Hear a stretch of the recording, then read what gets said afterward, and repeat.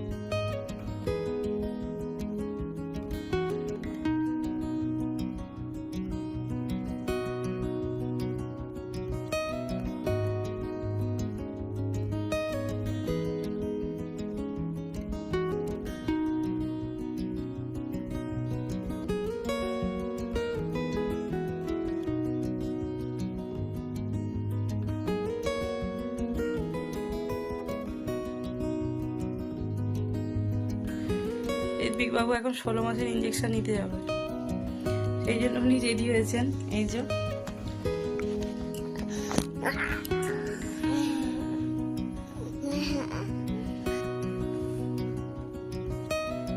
16 মাসের ইঞ্জেকশন নিতে, তাই তো?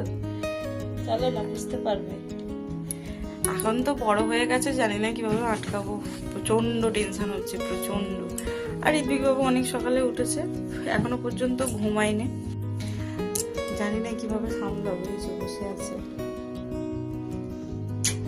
আজকে একটা যুদ্ধ হবে বড় সড়ো।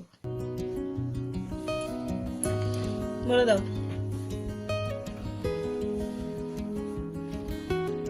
কি ওটা?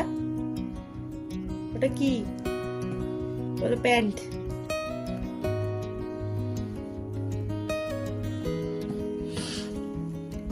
কি যে করবো। এখন আমরা চলে এসেছি যেখানে ঋত্বিক বাবু ইঞ্জেকশনটা দেওয়া হবে। এটা একটা স্কুল, তো এখানেই আমরা এসেছি। তো এখন ঋত্বিক বাবু নেওয়া হয়ে গিয়েছে। ওর চোখটা দেখলেই তোমরা বুঝতে পারবে, ভীষণ কান্না করছিল, ওকে একদম রাখা যাচ্ছিল না।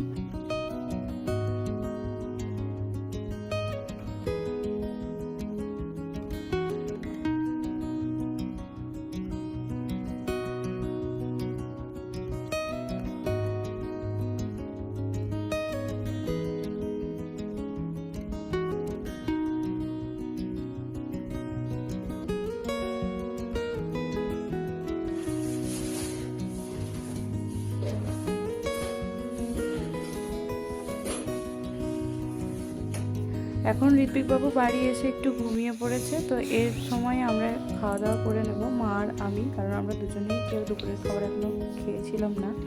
তো এখন যেহেতু ঋত্বিক বাবু ঘুমাচ্ছে, তো খেয়ে নিয়েছি। এখন দেখো ঋত্বিক বাবু উঠে পড়েছে।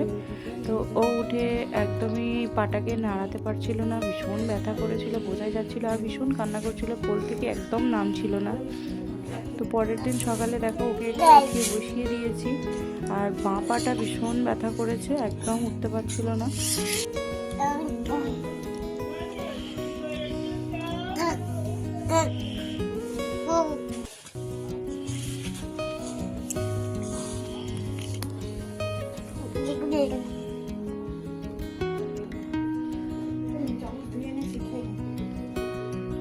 হাতটা ধুয়ে আসি, টাটা করে দাও।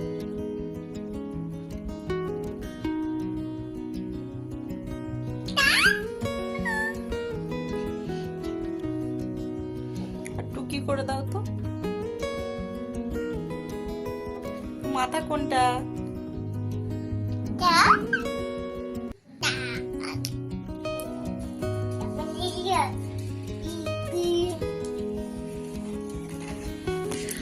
ঋত্বিক বাবুর ইঞ্জেকশন হলো আজকে নিয়ে 3 দিন। তার সব পরে দেখো ও কিভাবে হাঁটছে, মানে এত বাজেভাবে মানে ওর কষ্ট হচ্ছে। আমি জানি না সবার এরকম হয় কি না, কিন্তু ঋত্বিক বাবু ভীষণ কষ্ট পাচ্ছে। কালকে তো উঠতেই পারেনি, দাঁড়াতেও পারেনি, আর আজকে সকালবেলা একটু হেঁটেছে, আর এখনো দেখো কিভাবে হাঁটছে।